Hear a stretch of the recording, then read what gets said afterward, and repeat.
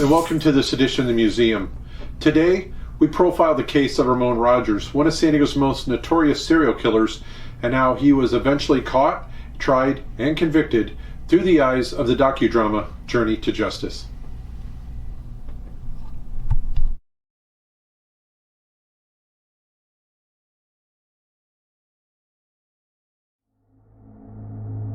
I told him, I said, you know, you're being really evasive with me, and I have a report here. And on this report, it says that you threatened to lock her in a storage room or a cellar underneath the house.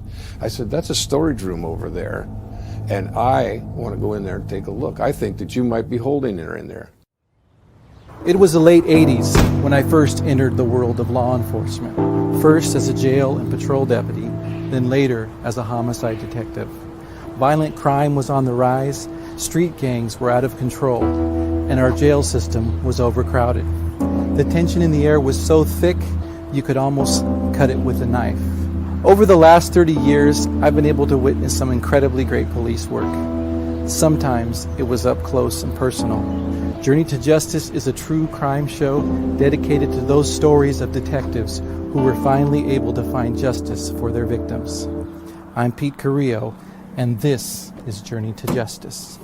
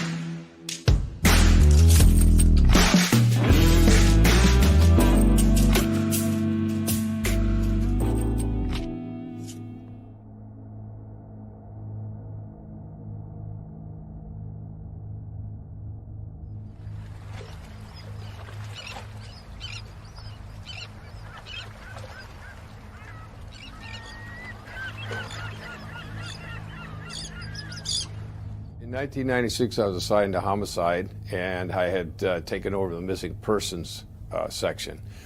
And we, on a daily basis, had numerous missing persons cases, and we had old ones that we used to follow up on. You have to make follow-ups. And so this particular case caught my attention, as many did, but when I made a phone call to the suspect, he wasn't the suspect at the time. He was actually the missing person's boyfriend, and they had a child together.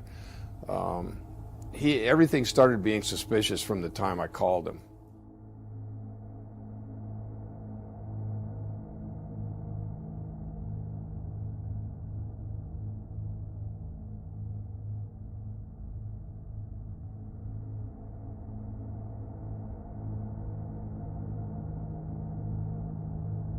This was the mother of a woman named Beatrice Tronzak. She actually lived in Poland, and she hadn't heard from her daughter, who had come to the United States to be with their child and to stay with Ramon Rogers and to just, enjoy the company of her child, because she was separated in Poland from the child. And the mother became concerned, and one of the things that caught my attention in the report, it said that the person that she was living with, which was Ramon Rogers, had threatened to lock her in a cellar underneath the house, and I thought that was pretty unusual. And I also thought it was unusual that he never reported her missing. It was reported by the mother. So these were a couple of pretty unusual circumstances. I was the Crime Stopper coordinator for the San Diego Police Department, but for the entire county as well. And I dealt with agencies within the county as well as agencies outside the county. So our purpose was to help solve crimes over an anonymous tip line. So people could receive reward money anonymously and help us solve crimes. We did this through crime reenactments that were public service announcements. We would always cover felony crimes. Most of them were murders.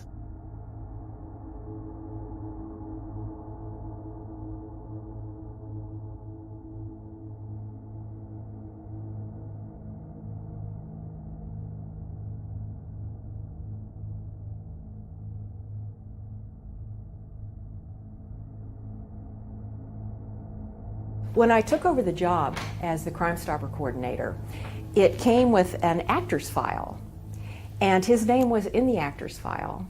And the officer that I took the job over from had told me, had pulled his file and said, this Ramon Rogers is someone that you're probably going to want to use a lot because he's very reliable, he's usually available, he's easy to get along with, and overall and he even comes with, if you need props, you can let him know and he'll even bring props, which I later found out he was just borrowing from the renters in the apartment that he was managing.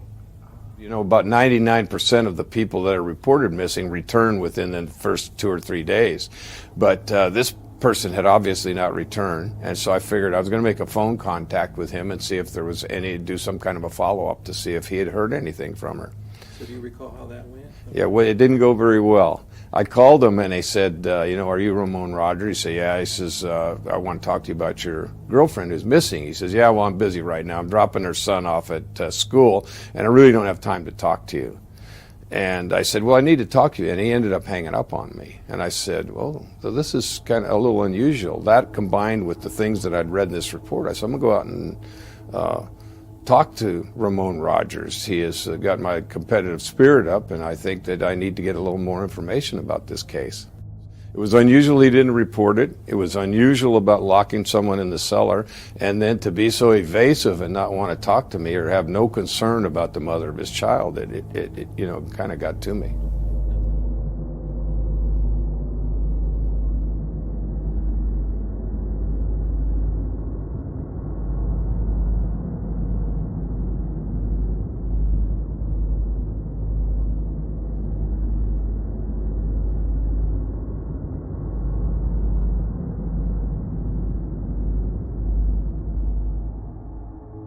Well, the next thing was I headed out towards his house, and it was actually a large apartment complex in San Diego.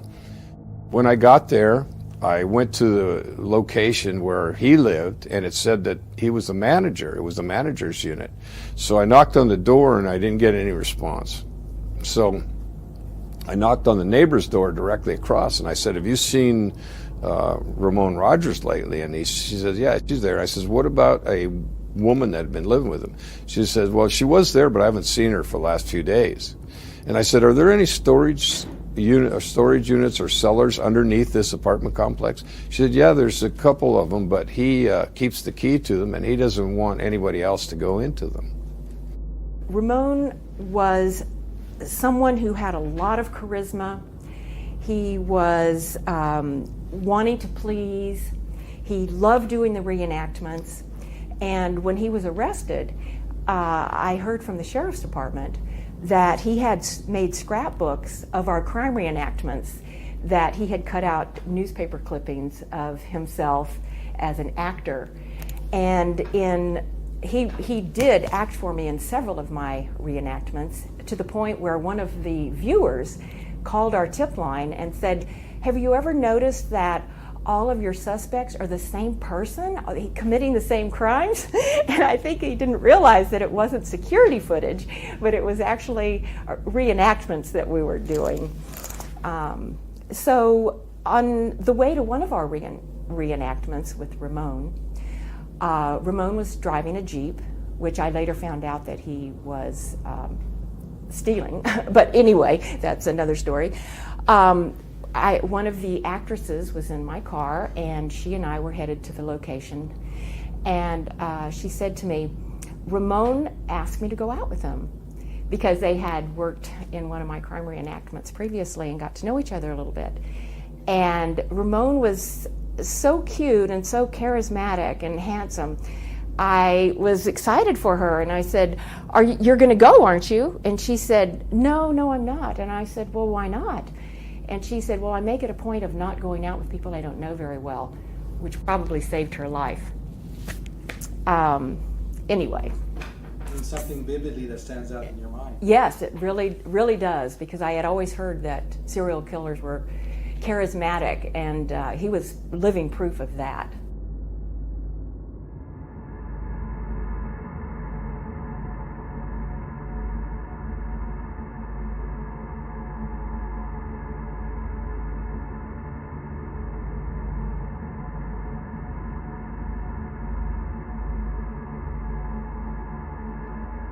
So again, my suspicions are going up.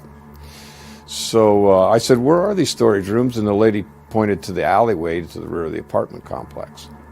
So I started feeling a little uncomfortable with this whole situation, so I asked for a couple of cover units, patrol officers to cover me, and which they did. And we walked back there together in the back of the apartment complex. Well, I saw a guy working on this car, and I said, are you Ramon Rogers? And he goes, no, but this is his car. It was, I can't remember what it was. I think it was a little BMW or something. And there was a door to a storage unit right behind the car. I went over and said, you Ramon Rogers? And he said, yeah. And I said, I was trying to talk to you about your girlfriend this morning, and you're a little evasive with me. And I said, I wanted to get a little more information about her. And he says, well, I told you she took off to Mexico with somebody. I don't know where she is. And he says, that's all I can tell you. I said, well, this is the mother of your child and stuff, I would think you'd be a little more concerned. And he said, I can't remember his comment to that, but then I told him, I said, you're being really evasive with me, and I have a report here. And on this report, it says that you threatened to lock her in a storage room or a cellar underneath the house. I said, that's a storage room over there, and I want to go in there and take a look. I think that you might be holding her in there. Well, when I said it to him, it was shocking to me, actually. I looked at him, and the flat portion of his throat right here started pulsating like a diaphragm. I thought, I have really struck a nerve here. I've interviewed a lot of people, and I've never seen that much of a reaction to a question that I've asked a person. Immediately, I thought, this guy is hiding something. I've never seen anybody so react to a question like that, where their body actually showed me that they were reacting to the question. And I told him, in my mind, now this further goes towards my mindset. There had been a case in New York where a person had made a cellar, or made a opening in a cellar, covered it with plywood, and held person captive in there. And I truly thought that this man might be keeping this woman locked in this cellar, and that she may be alive and may needed my help. And that's what started to go through my mind.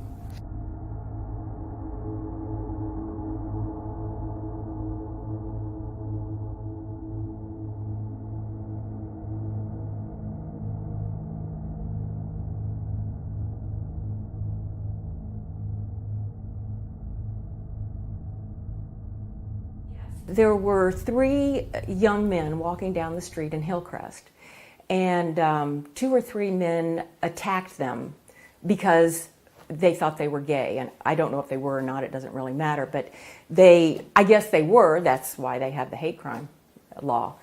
And so attacked them, and it was a very terrible thing.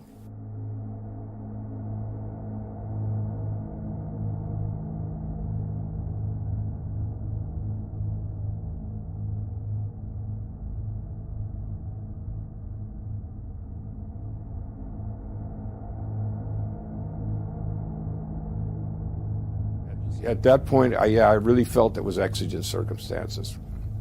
So I contacted the homicide unit, and I told them what was going on, and I said, I really feel like I have to go and check this out further. So I go back to him and I says, listen, Ramon, these circumstances are suspicious to me, and I feel that you may have her locked in that cellar and holding her against her will. I want you to give me the key, I want you to open that door, and I want to go in there and check. And he looked at me and he said, I can't let you do that. I already told you this morning on the phone. She took off somewhere, Mexico. I don't know. She didn't say. I don't have time for this. You're not being very cooperative. As a matter of fact, you're kind of being a jerk. Said in the report that you threatened to lock her in some sort of storage unit. That is a storage unit. Now, I need the keys to get in there. I can't let you do that. What do you mean you can't let me do that? Look, you need to give me the keys, or I'm going to kick the door in myself. You know what? Why don't you have a seat?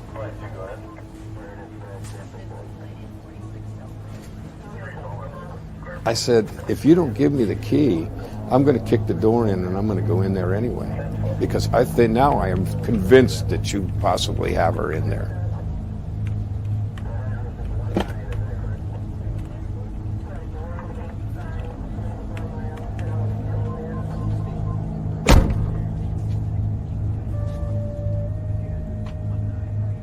Officer, can you stay here and watch him? We're going to go in that unit and check. I went with the officers, and we forcibly opened the door. So we searched this room really well, went through it really well. And we did find some narcotic paraphernalia, and we found some personal belongings of hers. So I go back outside, and I said, listen, there's other storage rooms here.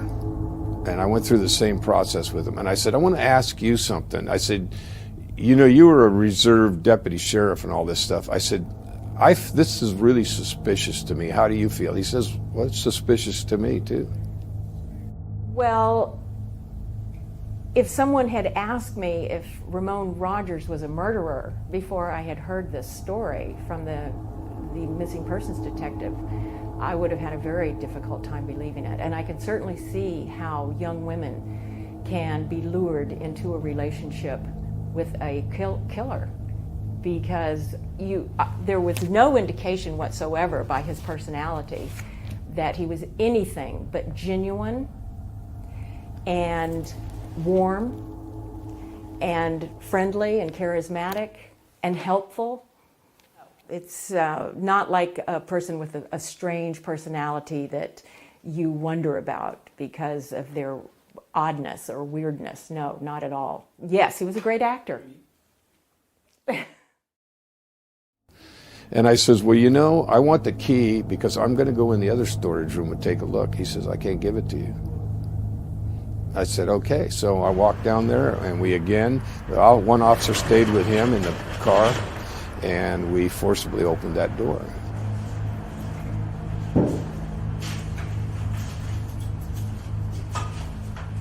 When we go in there, there's a lot of luggage in this place, a lot. And I mean, I'm talking like, several suitcases, more than 10 or so. And how big is this? It's a relatively big storage area. This particular area was about probably 30 feet long, 25 feet wide underneath the complex. And I thought it was really weird that all these suitcases were there. Well, we came across one that said Beatrice Tronzak. And we looked in it and had all of her personal toiletries and clothing and underwear and stuff in there. I thought, this is getting really suspicious. Right. Nobody leaves home without that. Right. So we searched this place pretty well looking, didn't find anybody in there. So I went back to him and I said, there's one more storage room.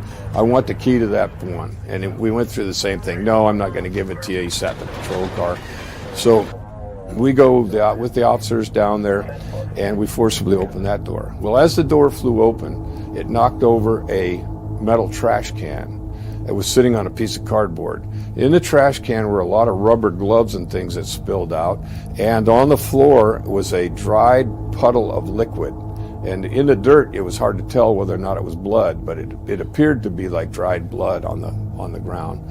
And as we looked behind the door, we saw a piece of 4x4 that was painted white, and it was looked like it had been used as a butcher block.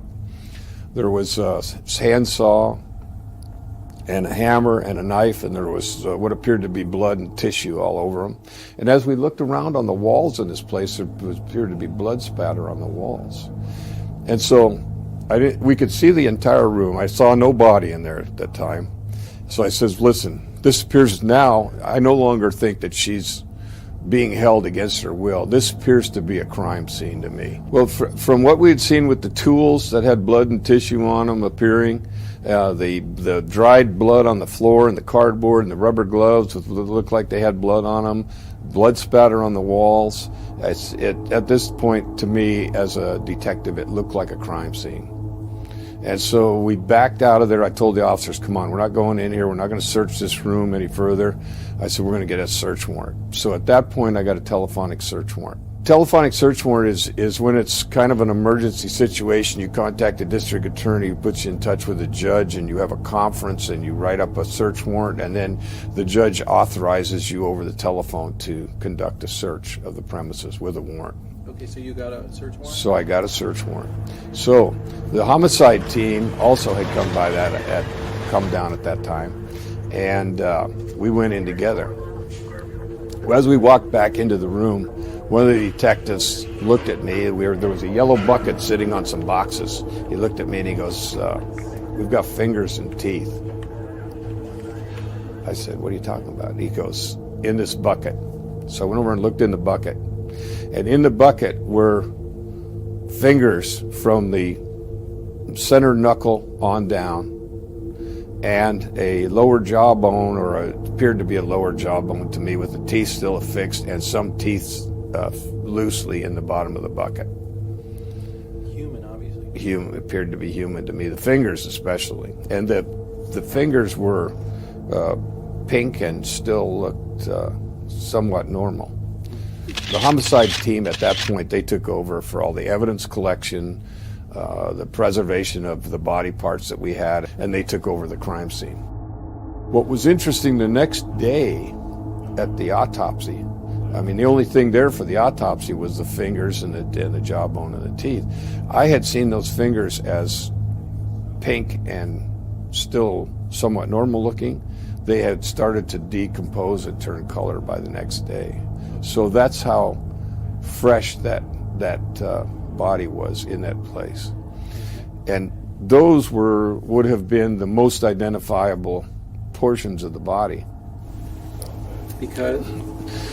Well, for your dental records and fingerprints. Understood. Okay, so obviously those had been removed. Yeah, those had been removed, probably to be gotten rid of at a different location than the actual body, which was never recovered.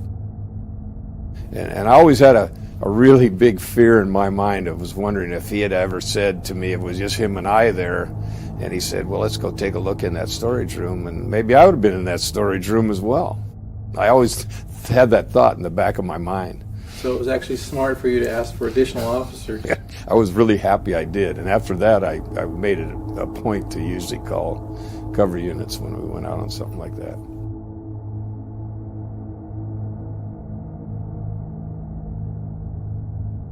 Well, there was a man by the name, I think, Stant, that was missing. That was his friend. And there was also a woman by the name of Rose Albano. Well, the interesting thing was Rose Albano was his girlfriend who was pregnant, and she had been gone missing at least a year before. And they found in Valley Center, I believe it was the Valley Center area, they found a plastic bag with her arm and her leg and I think a portion of her jawbone thrown alongside the road. And it was coincidentally on the only road that's a dirt road that goes to Ramon Rogers' sister's house. So the detectives went out and interviewed him, and they couldn't prove that, you know, he had been with her at that time or whatever, and so the case just kind of sat cold. And then there was another gentleman that had gone missing, is that correct? Yeah, and this guy was, he had actually been a roommate with Ramon Rogers, but Ramon had actually gotten involved with his wife. I believe they were separated, estranged wife, and wife had made comments about having trouble with him, and so he decided that I think he at one point told her, well, you won't have any problems anymore. And he ended up being the last person that had a phone contact with him on his cell phone. He was called over to Ramon's house to pick up some either jewelry or property that belonged to his wife. And nobody saw him again after that point.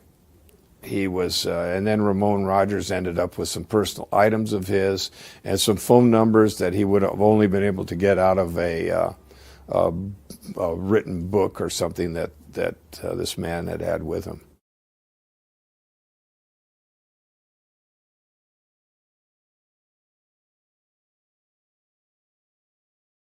He was actually convicted of killing Beatrice Tronzak, Stant, and Rose Albano. Through dental records and stuff, we identified the teeth and the jawbone from a dentist's x-rays as being Beatrice Tronzak. We did have one unusual thing that occurred. When they did the luminol in his car, they had several blood sources inside his Isuzu Trooper. And I think some of that might have come back to her, but then when they removed the door panels, they found 3 more blood sources that didn't come back to any of the victims.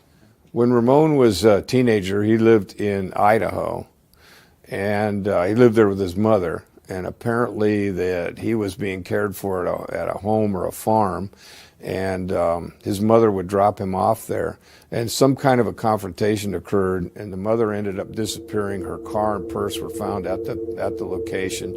Her body was never found, and it was rumored that she was buried underneath a slab that was actually killed in front of him and buried underneath a slab at this residence. So tell me a bit about your mother. To be honest, I don't have many memories about my mother. I was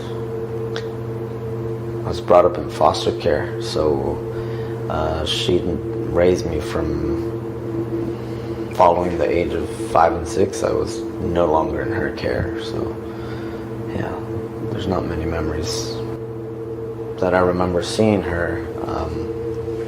Was where I was brought up in foster care, and she was wearing a green blouse, I remember, and the people who were taking care of me and the other kids,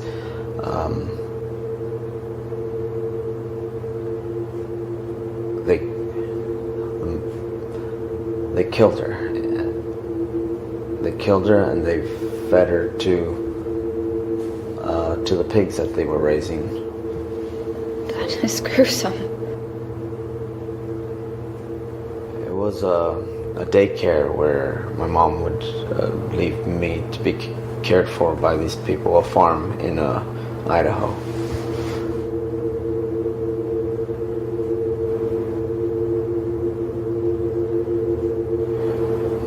I think over time it's felt more like a unreal situation, but yeah, so long ago I don't know,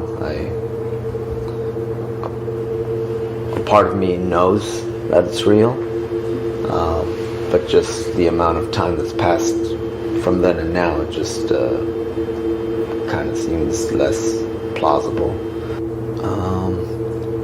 Just the fact that she was wearing a green blouse. It was there at the farm, and she was buried. She was fed to the pigs, and then her remains were buried just outside there.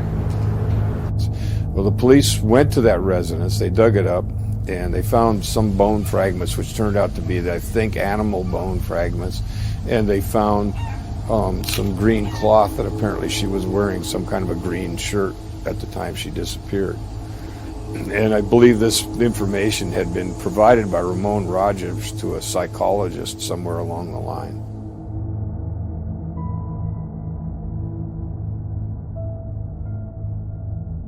I suspect that there are other victims. Tell us why. Well, the blood, the extra blood that we found inside of the Isuzu Trooper, I mean, with 3 different blood sources that were not tied to any of the victims. I mean, there's some reason for that blood being there. And I guess he was frequently involved with other women, and he had spent some time overseas, and we didn't have any way to follow up on some of those things. I guess there was a lot of contact with women when he was overseas in the military. And I don't know if any of these other cases could ever be proven, but it's just, in my mind, I feel that he had more victims. Well, when I had dealings with him, he appeared to be, solemn, sarcastic, and evasive with me. And we just had, sometimes you meet people and you get along with that person right away. To me, he I felt suspicious of his behavior from the moment I first met him, even on the telephone. And it just continued like that. And a lot of people said that he was very congenial with them, that he was an outgoing person and nice to be around, and I never got that feeling from him. Well, I understand he was a reserve deputy sheriff. He was an extra in the movie Silk Stockings, or the TV series Silk Stockings. And he was a diver. That was another thing that was suspicious to me. They were a place where he could have easily gotten rid of bodies, taken them into a water area somewhere. And he owned a window tinting business, and the people seemed to like him pretty much that worked around him. And one interesting thing was one of his employees made a comment, He said, I've been with this guy inside a car in 100-degree weather putting window tint in, and I've never seen him crack a sweat. But he says, when you talk to him, I saw the sweat beads come out on his forehead immediately. From what I have read and seen about Ted Bundy, he was very similar to Ramon Rogers in that he was so warm and friendly and open, seemingly open, that women would fall into his trap. And this is why young women who are on the dating scene really need to be very careful. And when I had friends that were still single and they were going out with someone that we didn't know, I would ask them, I would say, before you go out with this gentleman, call me and tell me his name and give me his phone number or his address. And if something happens to you tonight, at least we'll know where to start. My girlfriends thought I was crazy when I would tell them that, but they weren't police officers either. I think he was a prolific killer. And I think if we knew the truth, we would probably find more bodies around.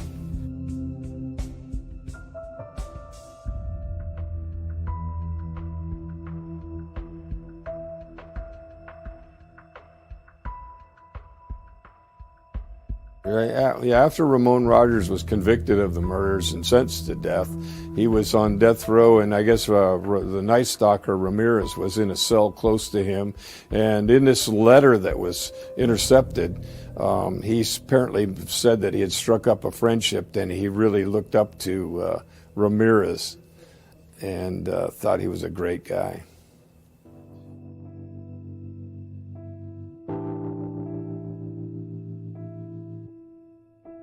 But my main feeling was for these victims. As a homicide detective, I always thought that I was the only advocate as a homicide detective, or a team of us homicide detectives were the only advocate for the person once they're gone. I always had a soft place in my heart for the victims.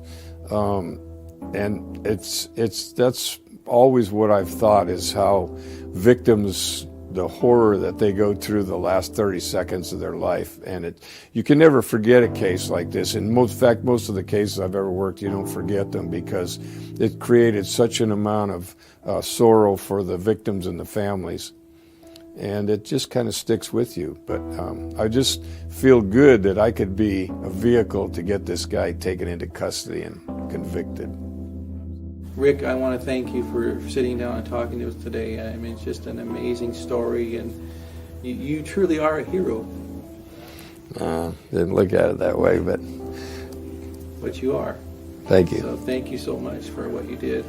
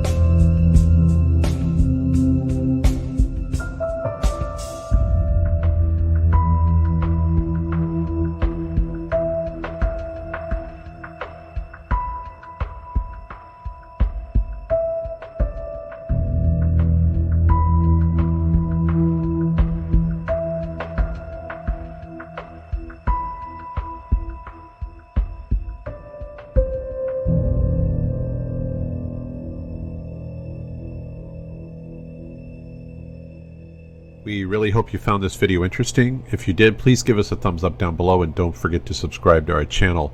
We post new videos as they become available. For more information on the San Diego Police Museum, visit our website, and of course, we are open to the public as well. And as always, thank you for watching.